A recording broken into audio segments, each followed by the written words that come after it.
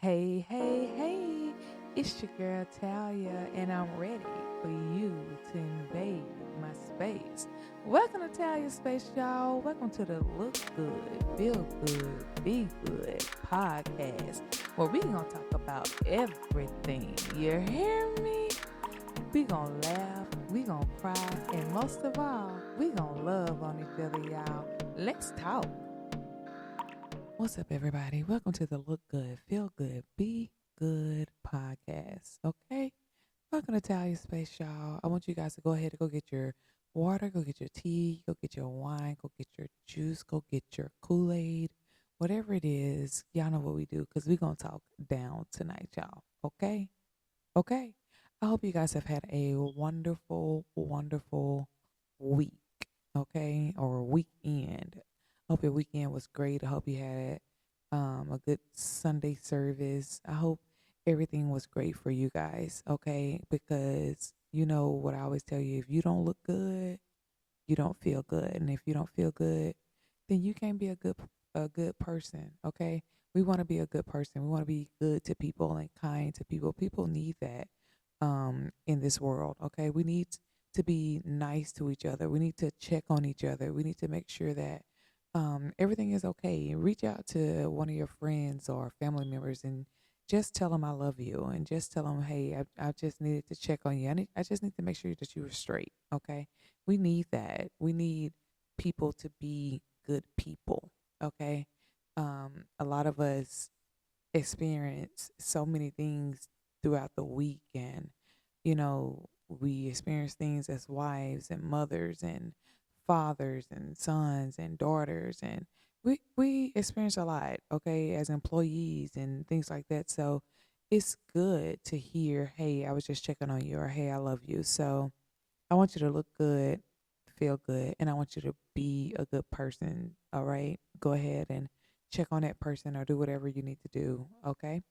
um I wanted to go back. If you've been watching my podcast, I did an episode on love and marriage. So I always told you guys that I was going to go back to it.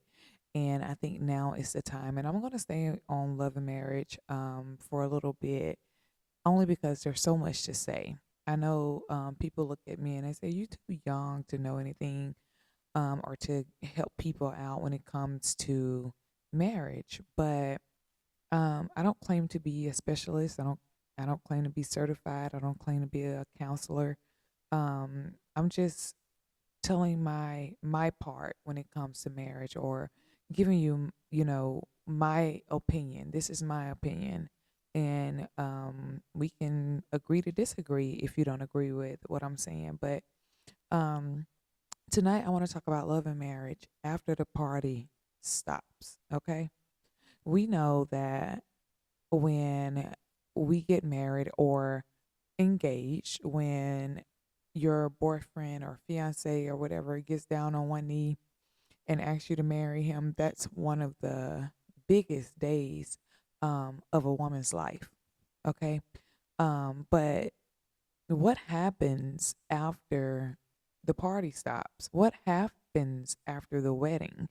I want to take time and talk about this, because what happens is people see the glitz and the glam when it comes to marriage. They see this beautiful wedding dress. They see the beautiful bride and the groom and the flower girl and the ring bearer and all these.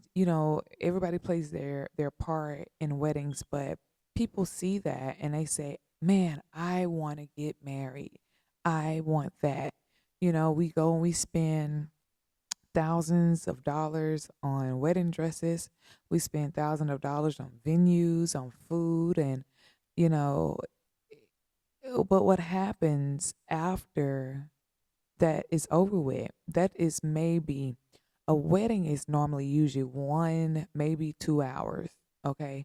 And then you have the reception, which could be 2 or 3 hours, okay? And that's it. That's all you get. Okay. That's it. That the wedding is over. The reception is over. Everybody's going home. And guess what? It's just you and your husband. That's it. And I think that sometimes we let the party overtake us. And yes, I'm saying party.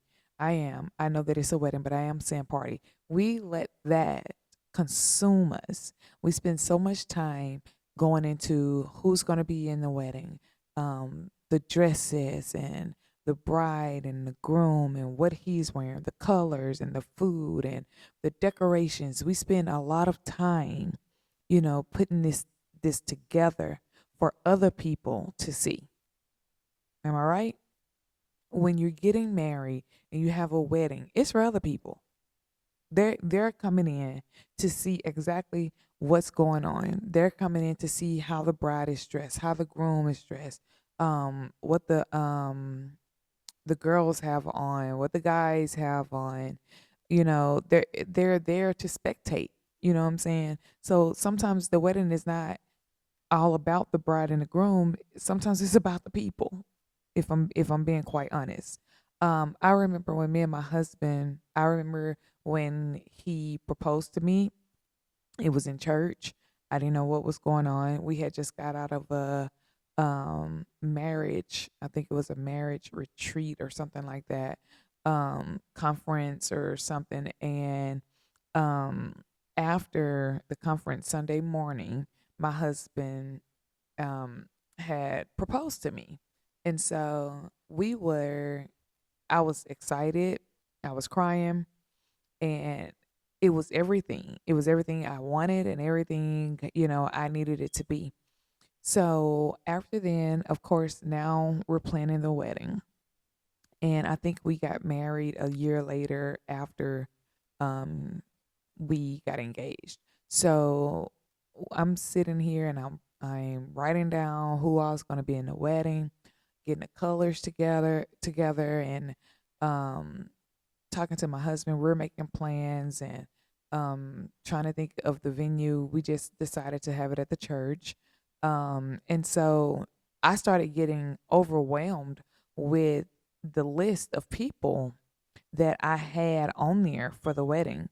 And it was a lot of drama. It was a lot of craziness going on. And I told my husband, I said, you know what, at this point, I'm getting overwhelmed. It's stressing me out. So my brother, who was the pastor at the time, he told me, cut everybody out, limit your wedding, cut everybody out. So I have a sister. He has a sister. Um, they were my maid and matron of honor. And then um, his sister, her husband, and one of my cousins was in the wedding. And then of course our children was in the wedding. But it was it was really hectic, okay, trying to put this together. And so I just squashed everything. I took everybody out, and it was just us. And we get married. After then, it was just me and him. And that first year of marriage, um, it was good. Everybody say, well, it's your first year. The first year is really hard because you're getting to know each other and all that. But our first year was actually, pretty good. It was when it came to our second and third year. Let me tell y'all something. After that party, after that wedding, it's only you and that man. It's only you and that woman. So it's different when I know people say it's the same. It's not. It's different when you and this man have made a vow to each other and now you're living with each other. It's different. It's completely different. So now I have to learn his ways while we're staying together. He has to learn mine. My background wasn't his background. His background wasn't mine. So we come from two different families. So I have to understand where he comes from. He have to understand where I'm coming from. There was a lot of give and takes. There was a lot of compromises that both of us had to make, whether we were ready or not, because we had already said I do. It was rough in the beginning. I'm not going to sit here and act like everything was fine. It was rough in the beginning. after that party stopped, it got rough. Nobody is there anymore. Everybody that was dancing with you and eating cake and all that stuff, they're no longer there. They're no longer texting you and congratulating you. They're not doing that anymore. They're going their separate ways, and nobody is in that house except for you and your spouse. And now we got to figure out each other. And that was not an easy thing to do. I had a lot of issues. I had a lot of baggage, and it poured out into the marriage. Not only that, my husband had, his own issues, his own faults that I had to deal with. I didn't understand some things that he would do. I had to get used to his attitude, his personality, and because it was different than what I saw when we were dating. I was different than what he saw when we were dating. When we got married and we started seeing each other every day, living with each other, looking in each other's faces every day, you get tired, you get irritated, and sometimes you don't want to do this. The party is over and real life has begun.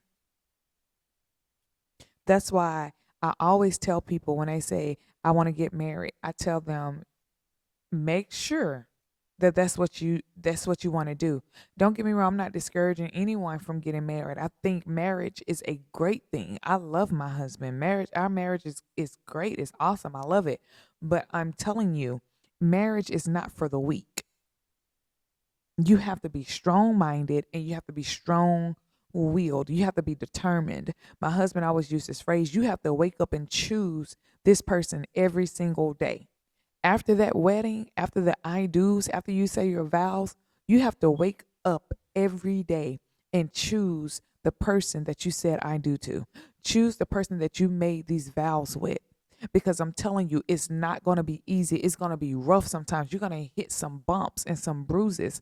And it's not time for you to get up and run away. It's time for you to understand what you said I do to. Go back to your vows.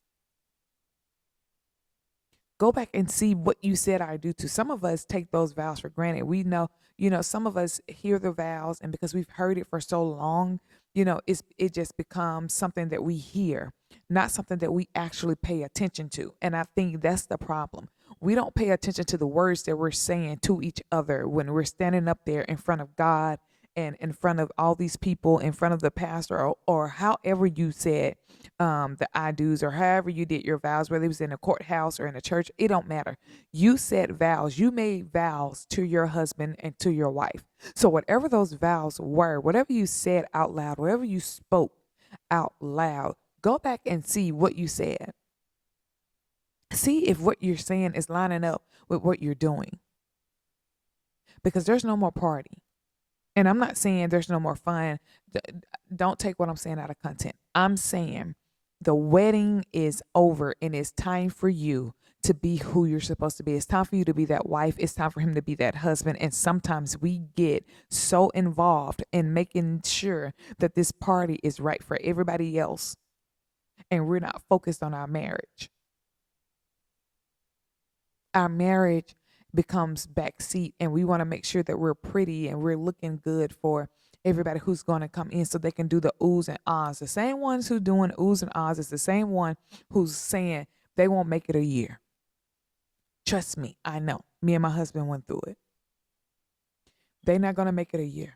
They're not going to make it 5 years. They're not going to make it 10 years. I'm telling you, the same one who's oohing and ahhing, the same ones who's looking at that dress, the same ones who's congratulating you, the same ones who's crying while you're walking down the aisle are the same people who will speak ill about your marriage. So I'm telling you, it's not about the wedding. It's about what happens after the wedding. It's about what happens after everybody goes home and you have to look in each other's face and try to figure out what's coming on day to day. That's what it's about. It's about waking up and choosing each other every single day. It's about not giving up on your partner just because you're going through some rough patches. Nobody said that marriage would be easy. Nobody said that. If you're married to a person, it's always going to be challenges because we are flawed. Everybody is flawed. So we're going to make mistakes. There are going to be some things said that shouldn't be said. There's going to be some things done that shouldn't have been done. But if you don't know how to communicate, if you don't know how to reconcile, if you don't know how to forgive, then you would never be able to have a successful marriage. I've been married to my husband for almost 15, 16 years. And has it been all peaches and cream? Absolutely not. But every day we wake up and we choose each other. Every day we wake up and we choose to love on each other. It's not about what other people think and what other people say. It's about how we feel in that moment. My husband is my best friend. Some of us talk too much when it comes to our marriage and our husband. Our spouse, everybody else knows things about our spouses because we run our mouths about our spouses to people, except for to our spouse. If you want to talk about your spouse to your spouse. If there's some issues going on, talk to them about it. Stop running out and talking to other people about your marriage. What happens after the wedding? Who are you talking to? You need to be talking to your spouse, not to everybody else. Some people are waiting for you to come and talk to them about your spouse. Some people are waiting to hear what's going on inside of those four walls.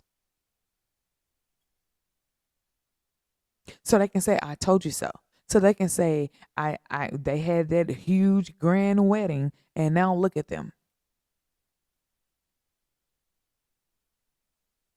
We spend so much money on our wedding and on that wedding day for marriages to become disasters. We stop working the marriage after the wedding, after the feel good. It's not there. You know how people say, well, it's not there anymore. The feelings are not there anymore. Well, where did they go? How do you drift apart? You see marriages that are 30 years and 40 years, and you hear, well, we just drifted apart. How did that happen?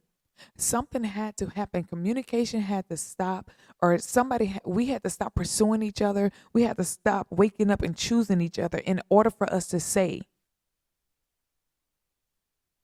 we drifted apart. I'm telling you, there is something else after the music stops, after the eating stops, after the gifts stop coming. What's next? What's next for you and your spouse after you have done the I do's, after you have waved to everybody and kissed everybody, after you have come back from that honeymoon? What's next? I'm telling you, we didn't know what was next. And we went through marriage counseling. I strongly advise everybody that's getting married to go through marriage counseling. I strongly advise it. We went through marriage counseling before we got married, okay? We did that, and that helped us a lot. Don't get me wrong, that helped us a lot. I feel like maybe we should have kept going because of some of the bumps in the road that we hit, but we made it through.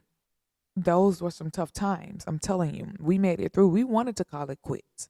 He wanted to go his separate way. I wanted to go my separate way. I feel like, you know what, I can do this by myself. He felt like he could do the same.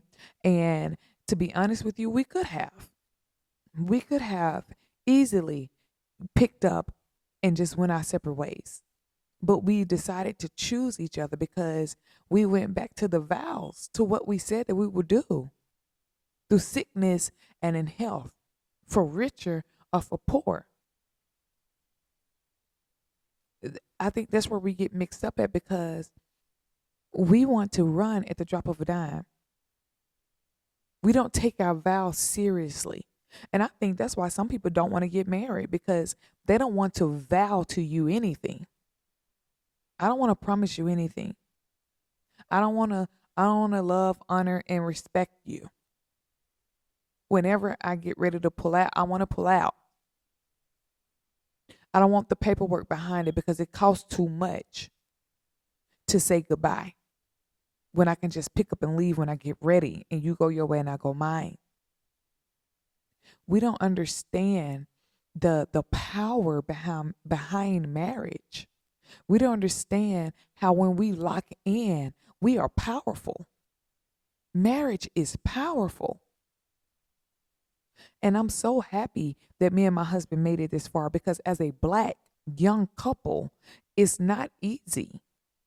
I'm telling you, it's not easy. We've seen we've seen our peers that have come alongside of us that didn't make it like we did. It's not, it's not easy. It's a lot of give and take, and it takes two people to make it work. I don't want to be in love with somebody who's not in love with me.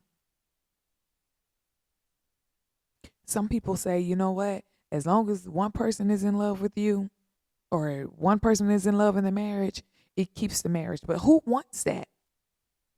Who wants to say, you know what? It's okay. I know he's not in love with me, but I'm in love with him and I can carry it. Absolutely not. We got to be in love with each other. And when my thing is when you start feeling yourself not being in love anymore, then we need to go back to the drawing board to see what caused that. What happened? All of the time it's not your spouse. Sometimes it's you. And your spouse needs to understand that. It's nothing that you've done. It's me. I need to work on me, but I need your help. I need you to be with me. We don't communicate with each other. Some of us, we talk at each other instead of to each other. What happens after the wedding? So many people want to know. When me and my husband went home, we was happy. We were smiling. And nobody knew behind closed doors we were going at it. We was getting on each other's nerves. We was arguing, not speaking to each other, walking past each other like we didn't see each other in the same household. It was really a toxic time in our marriage. And it started getting to both of us. And we both had to sit down and start communicating with each other what our needs were, what we needed from each other to make this thing work. We didn't want to give up on our marriage, but we didn't know what to do. Everybody was gone home. And it's crazy that, we don't have anybody to talk to when it comes to marriage because, like I said, some people are waiting for you to come to them and talk to them about your marriage so they can have something to say, so they can have the I told you so. So it's hard for people to talk to other people about their marriage and try to get some good advice because some people will tell you to leave your spouse. Don't. When people come to you and they're talking to you about their marriage, the last thing that you should tell somebody to do is leave their spouse because that's something that you never want anybody to say to you. Don't ever tell me to leave my spouse because I never will. I will not leave my husband. And I don't want you to tell me to leave my husband. That's why I'm not going to talk to you. That's why if I have an issue with my husband, I'm going to go to the source, my husband. Not only that, I'm going to go to God because now I need to pray because there's something that's missing. There's something that's causing my marriage not to operate successfully. And I need to know what that is, even if it's me. So I think we get caught up in what we see marriage is. We get caught up in the dresses and the glitz and the glam, and we don't know what happens after the music stops. We don't know what happens after we say I do, after everybody goes home. We don't know. You don't know. I'm telling you, you do not know what's ahead of you. You're going to go through some rough times. Every day is not going to be rainbows and sunshine. Sometimes you're going to have some rain. You're going to have some storms. You're going to have some hurricanes. You're going to have some tsunamis. I'm telling you, there's going to be some storms in your marriage. But it's about what you do through the storm that counts. It's about when you wake up and you say, I still choose you. It's about when you get up and you say, what needs to happen in our marriage for us to fix this, for us to get back to where we were? What needs to happen for us to start back loving on each other? What needs to happen for us to get back, for you to get back being the apple of my eye? What needs to happen? What do I need to do? What is it? There's so many marriages, and I'm seeing it. There's so many people that's getting married and they're so excited and they're so happy. And I see people all the time saying, I want that. I love their wedding and they have this and they have that and they spent this much on the wedding. And sometimes the biggest weddings have the biggest falls. It's okay sometimes for it just to be you and your husband. I wanted a big wedding, but I'm so happy that me and my husband was able to have a small ceremony. Because look where we are. We love each other unconditionally. And that's a big word. Can you love me unconditionally? After the party stops, after the music stops, can you love me unconditionally? Or do your love come with conditions? What happens after the wedding?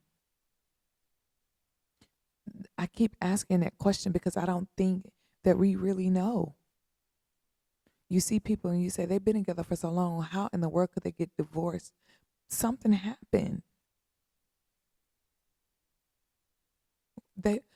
Somebody woke up and didn't choose their spouse. They chose something else. And I'm not saying they chose somebody else. I'm saying they chose something else. They could have chosen their job. They could have chose their kids. They could have chose money. Something happened where you did not wake up and choose your spouse. It's a daily thing. It's an everyday thing. It's not a once a month thing. It's an everyday thing. Every day when I get up, I choose you. I love you. I pray over my husband every single day. Every morning that he walk out that door, I pray. I cover our marriage. Because I know the enemy wants our marriage. I know that he wants it to fail. So I cover my husband. I cover my marriage. I cover me to make sure that God is the center of our marriage. He's first in our marriage. I'm telling you, if God is not at the center of your marriage, it's going to fail regardless. It don't matter if you had a big wedding or a little one. If he's not in the center of the marriage, it's going to fail every time. There's no more music. There's no more dancing. There's no more cake eating. There's nobody there to cheer you on, to congratulate you. It's just you and your spouse living in this world together, ironing out the differences. And let me tell you something, you're going to learn something about your spouse every single day. There's always something new when it comes to my husband. There's always something new when it comes to me. Because you know why? Because we are different. We're always changing. So you have to learn your spouse because they're always changing. Nobody stays the same. I'm not the same person that I was when we first got married. I'm completely different. So he can't treat me like the same person that he married in the beginning. He has to treat me as the person that I am now. You can't treat your spouse the same way that you did when you were dating. This is a different person now. You know why? Because life made this person different. There were things in the marriage that made the person different. There was things in life that made the person different. So now you have to adjust to what they're doing. You have to adjust to who they are, to who they've changed to. And then you always date your spouse. Always look at your spouse and say, you know what? I love you. You're handsome. I play with my husband all the time and say, you got a girlfriend? Like, you have to do little things to keep your marriage spicy, to keep it intact. And then you also have to have a close knit marriage. There's nobody there but you and him. Stop, I'm telling you, stop going to people talking about your spouse. If you have an issue with your spouse, go to the source. We talk too much.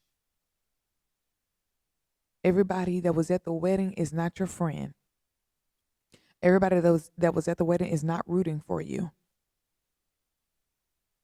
Some people are waiting for that day that you post that you're getting a divorce. That's another thing. Don't even play with the word divorce. Me and my husband stated a while back we would never play with the word divorce. We're not playing with it. We're not throwing it out there in the atmosphere. Because I told you guys, if you watch my manifestation podcast, I told you words, I'm telling you, they will stick. They will stick to you like glue and they will begin to manifest. So I'm telling you now, do not throw divorce out there in the air. Don't even throw separation out there in the air. Don't throw anything negative about your spouse or about your marriage in the air. Start speaking positive about your marriage. Start speaking positive about your spouse. If you see things in your spouse that you don't like, speak positive over it. I don't care what it is. If they're not good with money, then speak good stewardship over their lives. Stop talking about your spouse. It's not going to end well. Stop talking about your spouse and talk to your spouse. They're the only person that needs to hear what you got to say, not nobody else. Unless you're going to a marriage counselor or something like that and you both are going to get help, it's not wise for you to go around and talk to other people about your spouse. You know what happens after the wedding? A union happens. You really become one. You become in sync after the wedding. That's what's supposed to happen. You start leaning and depending on each other. Your souls become attached to each other. We're one. We're really one. That's what happens. That's what's supposed to happen. We're not supposed to be two anymore. We're supposed to be one. That's why we share the last name. Because now I'm you, you're me, we're one. There is no us. Well, there is no it's him, it's me. There's us.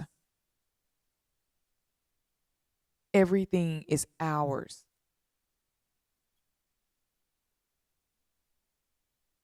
And I think that's what happens when we behind closed doors, and that's what happens after the marriage.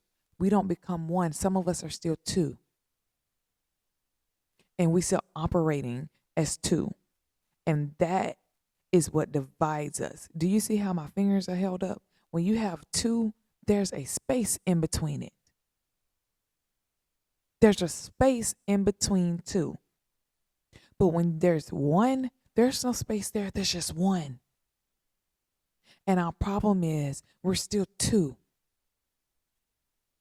And anytime we're two, it leaves the enemy room to come in between that space and start interrupting some stuff and start challenging some stuff and start bringing some stuff to your wife and start bringing some stuff to your husband because you are two and not one. You have left room for something to come in and destroy your marriage.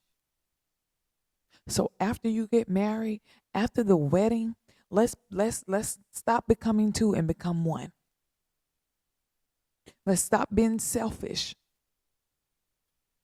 and become one person. When people will tell you, when you see me, you see him, and when you see him, you see me, unless he's at work. Otherwise, you always see us because we're one. One thing about us, when we got into it, when we got into fights, when we stepped out of that house, we were one. One. We didn't operate as two. We operated as one. Nobody could say, did you see them? They were into it. You could tell they were into it. They didn't even sit by each other. They didn't do that. They didn't have that to say because we didn't give them the ammunition for that. We were one. Stop operating as two. When you stop doing that, I promise you, you will have a successful marriage. Operate as one. After the wedding, what's next? We become one.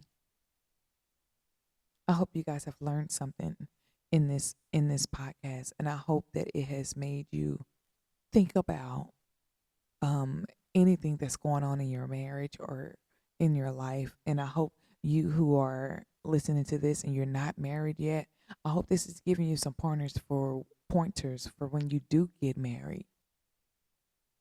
I just want to help share my experiences. Okay, you can take it or leave it, but I want you guys to know that if you're two, it's not going to work. Become one after the wedding. Okay, I love you guys. Have a good night.